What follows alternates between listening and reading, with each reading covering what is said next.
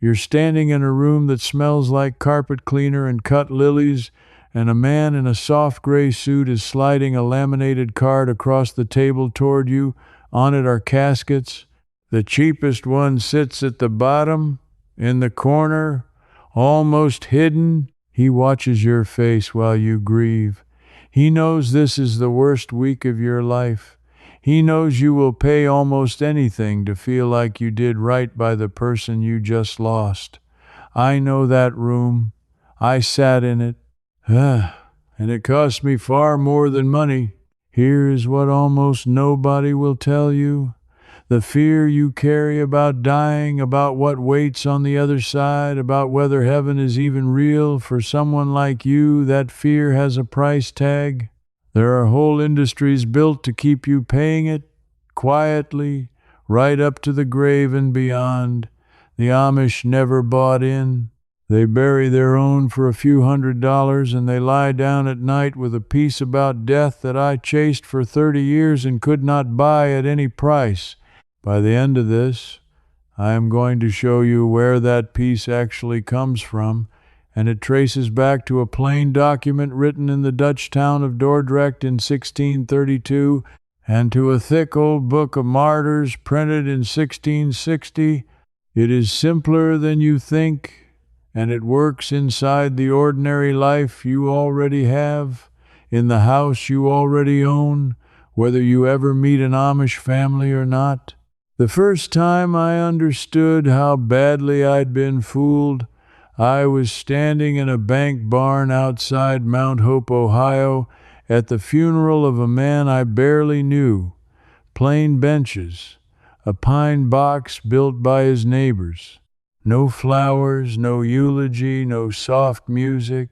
And I remember looking at the faces of his family and feeling something I had never felt at a funeral before. They were not falling apart. They were grieving, yes, but underneath it there was something solid, something settled. I drove home that night and could not stop thinking one thing. What do they know that I don't?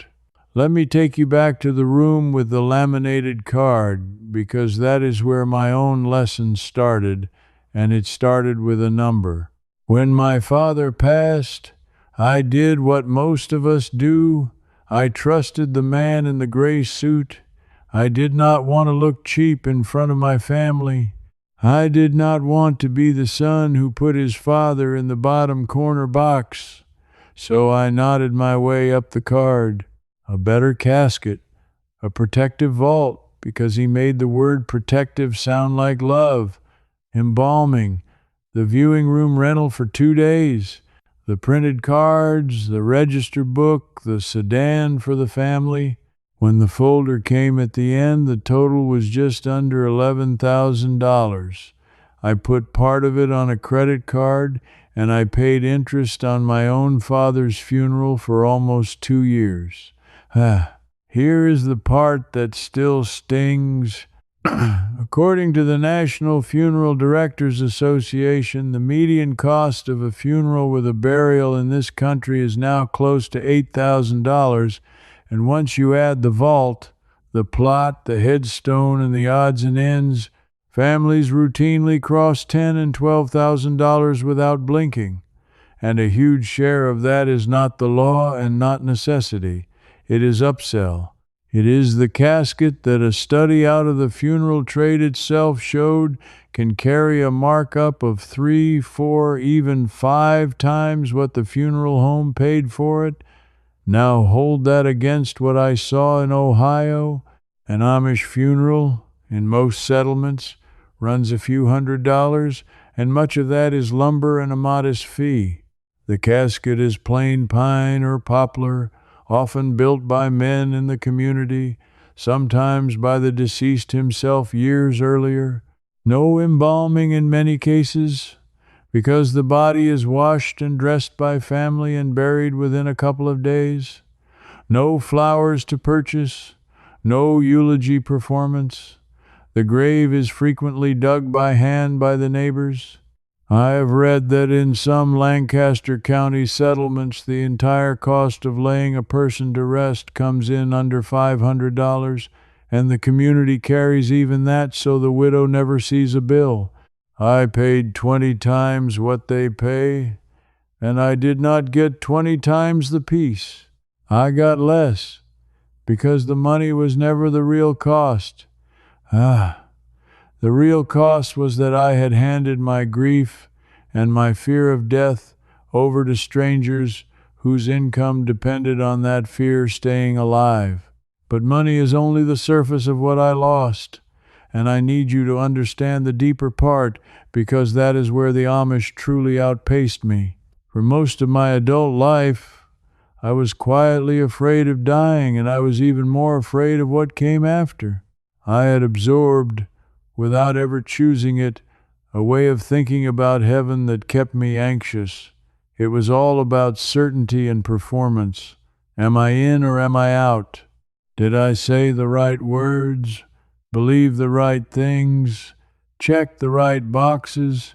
I would lie awake at 2 in the morning running an audit of my own soul, and I never came up with a clean answer, and the not knowing gnawed at me for decades. Then I started spending real time around plain communities, and I noticed something about the way they talk. An Amish man will almost never tell you flatly, I am saved, I am going to heaven, guaranteed. At first that unsettled me. I thought, how can they live without that certainty? But the longer I listened, the more I understood that they were not living in doubt. They were living in something they call a living hope. They do their part faithfully, humbly, day by day, and they leave the verdict to God. They are not arrogant enough to claim the keys, and they are not terrified enough to lie awake auditing themselves. They simply live and they trust. This is not vague feeling, it is written down. Their whole understanding rests on a confession of faith drafted at a meeting in Dordrecht, in the Netherlands, on the 21st of April, 1632, by Dutch Anabaptist leaders. 18 plain articles. To this day, young Amish memorize the heart of it, and it is read aloud when someone joins the church and when someone is laid to rest.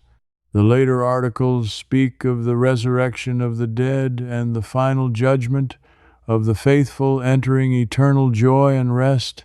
But notice what it does not do. It does not turn heaven into a prize you win by working the system, and it does not turn faith into a nervous performance. It frames the whole of life as a quiet yielding to God, and it leaves the outcome in hands larger than your own. The Pennsylvania Dutch word for that yielding is Gelassenheit. It means submission, letting go, releasing your grip on control and outcome. It is the single most important word in Amish life, and I had spent 30 years doing the exact opposite, clutching, controlling, auditing, worrying, and paying anyone who promised to sell me a little more certainty. That is when it hit me. My anxiety about death was not a personal failing, it was a market.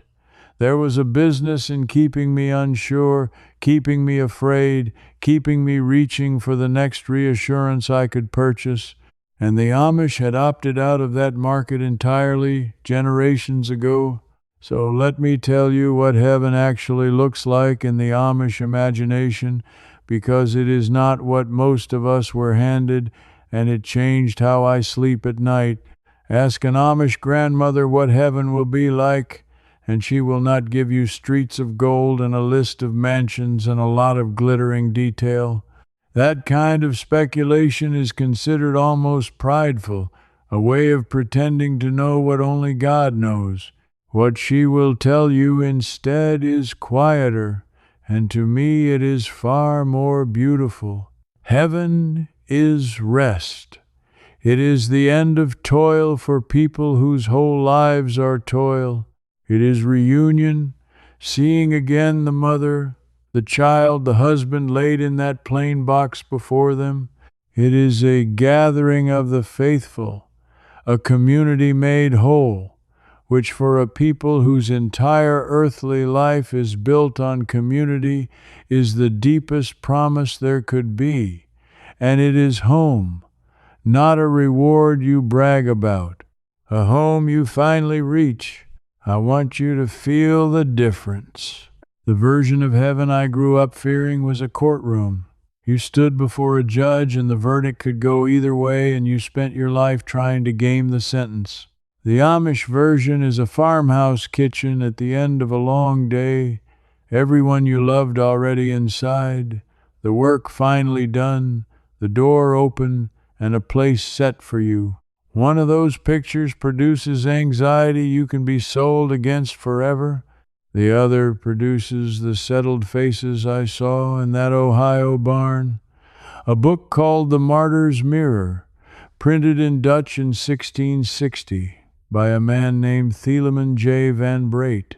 It is more than 1,000 pages, and it tells the stories of Anabaptist believers who were burned, drowned, and beheaded for their faith in the 15 and 1600s. That sounds grim, but here is the thing that struck me when I finally sat with a copy. Those people went to their deaths singing. There are accounts of men and women walking to the fire with peace on their faces because they were not afraid of what came next. They had a living hope. Some of those very hymns they sang are still bound in the Osband, the oldest Protestant songbook still in continuous use anywhere in the world, first printed in 1564, and the Amish still sing them, slow and unaccompanied, today. Think about what that means. For more than 450 years, an unbroken line of ordinary farming families has passed down not a fear of death, but a peace with it, carried in the same words, sung to the same slow tunes. While the rest of us were handed a courtroom and a credit card funeral, they kept the farmhouse kitchen. But knowing all this raised a harder question for me, and maybe you are already asking it. If their way is older, cheaper, and produces more peace, then how on earth did the rest of us end up with the expensive, anxious version? Who took the plain way from us? Because somebody did, and once I found out how, it made me angry in a way I did not expect. Now, I know what a lot of you are thinking right about now. That is fine for the Amish. They live on a farm, they have the whole community, they have a bishop and a barn full of neighbors. I live in a subdivision, or an apartment, or a little house on a fixed income, and I cannot exactly rebuild 400 years of plain tradition by myself before the weekend. I hear you, because I said the same thing. So this next part is for you specifically, the one watching from an ordinary home with no barn and no bishop, and I promise you can put it to work inside the life you already have this very week, without a single tool or dollar. Start with the thing that costs the most and is the easiest to fix. Right now, today, while you are healthy and thinking clearly, you can take almost all of the money and nearly all of the fear out of your own funeral and out of your loved ones' funerals by doing what the Amish do. They decide in advance, and they keep it simple, and they write it down, and this picture is old. It comes down through a book that sits in nearly every Amish home beside the Bible, but before I show you exactly where that picture leads, I want to tell you about something I put together for people who want to go deeper than a single video can take them. I spent a long time tracing these practices, the plain funerals, the Gelassenheit, the living hope, the Dordrecht confession, the martyrs' mirror, all the way back to their roots, and then forward into the ordinary homes of people with no farm and no bishop. That work is gathered in a series of books called Amish Foundations, Amish Mastery, and the Amish Blueprint. Together they lay out, step by step, how a person living a completely ordinary modern life can recover what was quietly taken from families like ours. If any of what you're hearing today is landing for you, those books are in the description below, and they go far further than I can in a single video. Now back to that book on the shelf beside the Bible, because what it contains is inseparable from why those faces in the Ohio barn looked the way they did. Sit at your kitchen table and write out plainly what you want. A simple container, not a protective marketed casket. Ask about direct burial or direct cremation, which strips away the two most expensive add-ons, the elaborate viewing and the embalming, neither of which is required in the vast majority of ordinary situations. Name the plainest option out loud, in writing, so that when your family walks into that room with the laminated card, they are not standing there raw and guessing and vulnerable to the man in the gray suit. They are simply carrying out your clear wishes, and grief cannot be turned against them because you already made the loving decision for them on a calm afternoon in your own handwriting. That single sheet of paper can save your family the better part of $10,000, and it can save them from the guilt trap I fell into with my own father. Then take the second Amish practice into your ordinary home, and this one costs nothing at all. It is the practice of Gelassenheit, of yielding, done as a small nightly habit. Here is exactly how I do it now, and it took the 2 a.m. dread away after decades. At the end of the day, I name out loud the things I am gripping: the worry about money, the worry about my health, the worry about the end, and one by one I set each one down, deliberately, the way you would set down a heavy bucket you have been carrying too far. I say plainly, this is not mine to control tonight. That is the whole exercise. It sounds almost too simple to matter. But the Amish have known for centuries what universities have only recently measured, that people embedded in a faithful, yielding, tightly connected community carry markedly lower chronic stress and report far greater peace at the end of life. Scholars at the Young Center for Anabaptist and Pietist Studies at Elizabethtown College in Pennsylvania have spent decades documenting how this way of living produces a calm about death that the surrounding culture has almost entirely lost. You do not need the barn to practice the yielding. You need 5 quiet minutes and the willingness to set the bucket down. That is the bridge from their world into yours, and you can walk across it tonight.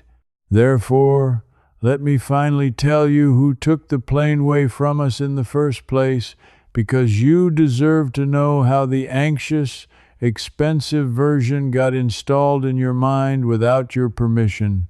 For most of human history, in this country included, death was handled the way the Amish still handle it, at home, by family. The body was washed and dressed by the people who loved it, laid out in the front parlor, watched over for a day or two, and then carried by neighbors to a grave they had dug themselves in a box a local carpenter had built. It cost almost nothing. It was intimate, and it kept ordinary people close to death instead of afraid of it. That was normal in 1750, in 1800, in 1850.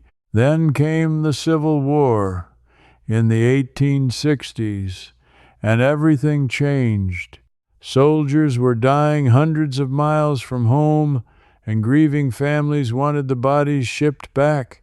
A man named Thomas Holmes, who is remembered as the father of American embalming, embalmed thousands of fallen soldiers for a fee, and suddenly there was money in the handling of the dead.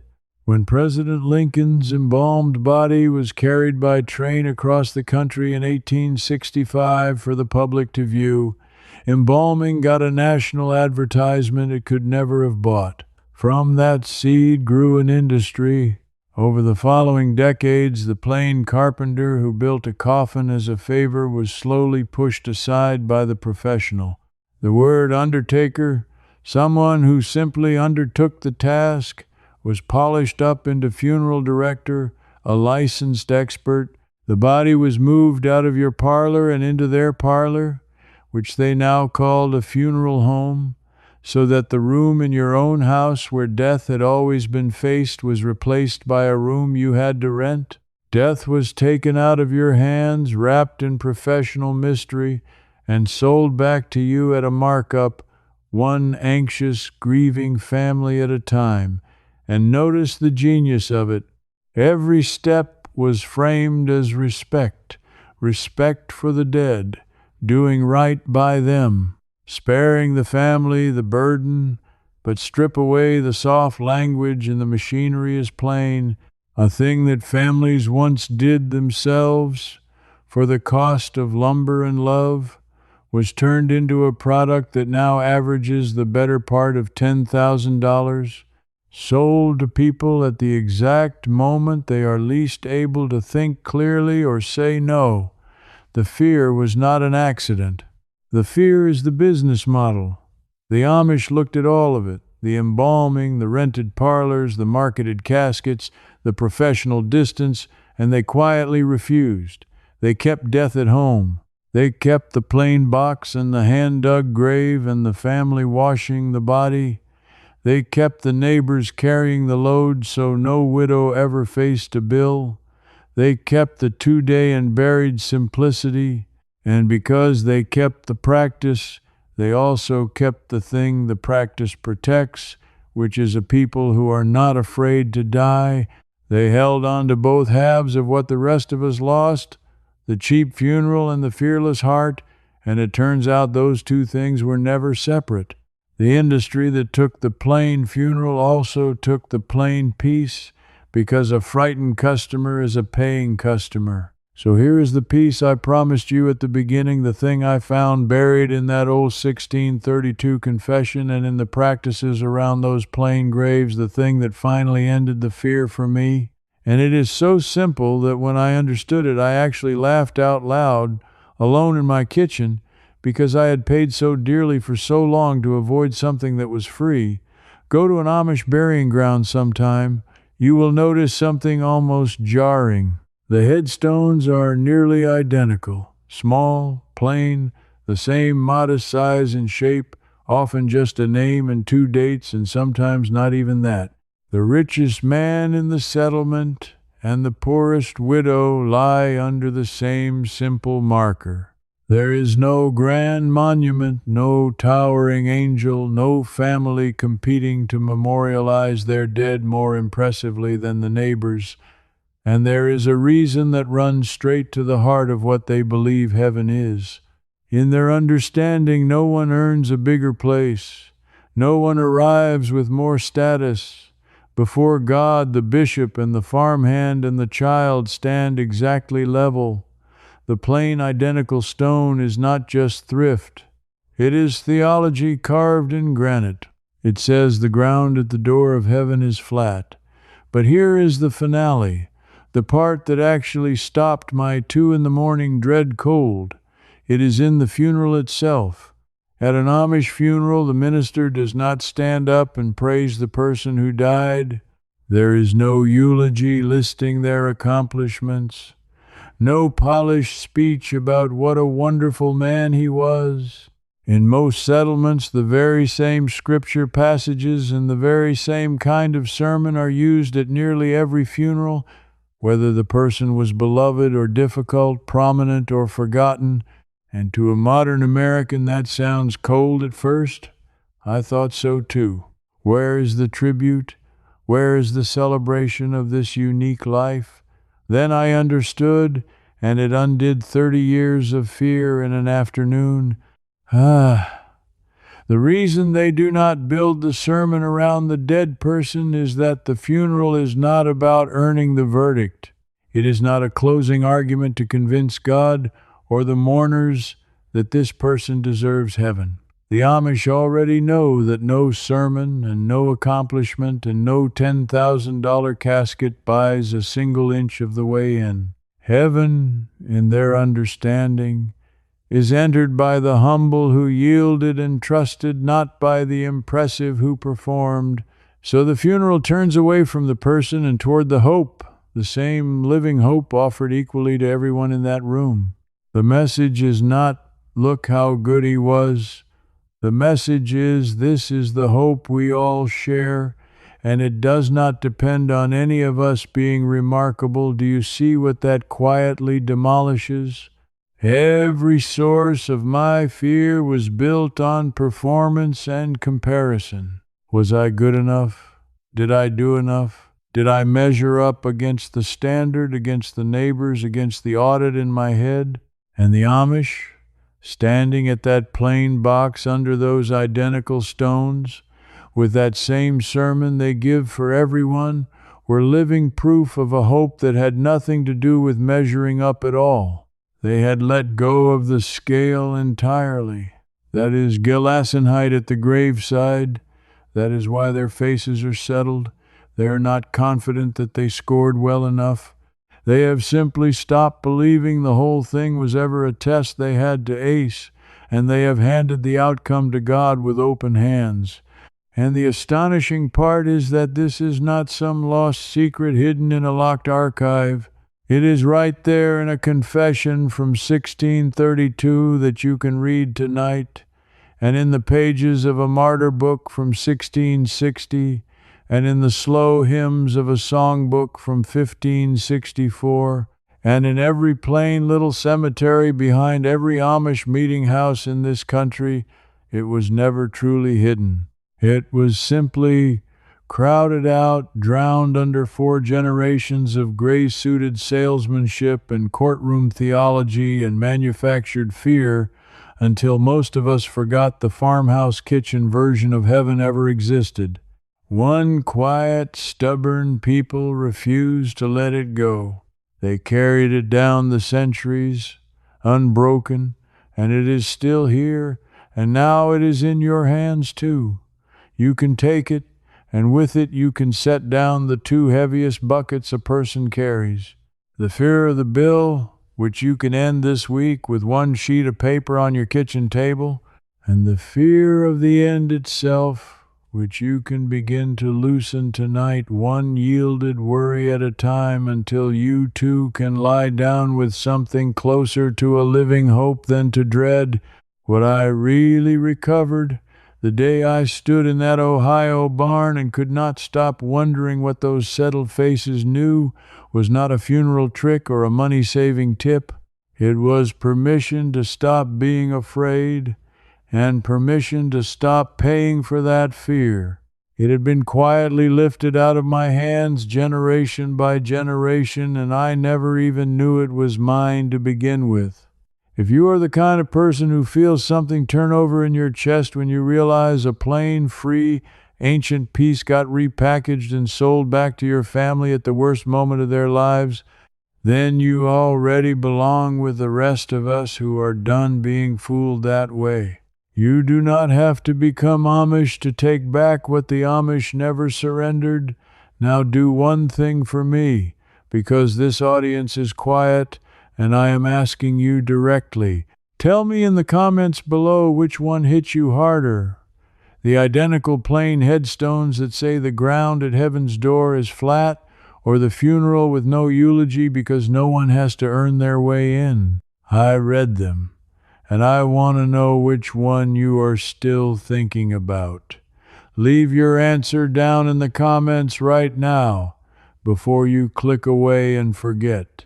And if you want to keep recovering the things that were quietly taken from ordinary families like ours, stay with me, because this is what we do here, one buried practice at a time. Next, I am going to show you the Amish way of handling a long illness at home without surrendering your savings and your dignity to a system that profits from both.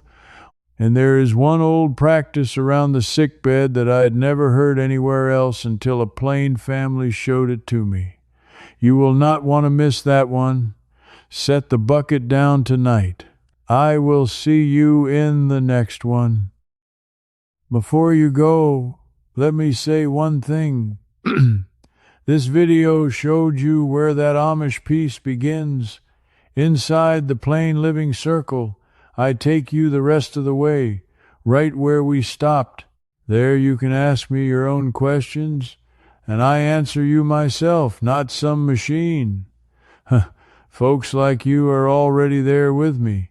Just point your phone camera at the code on screen, and you can cancel any time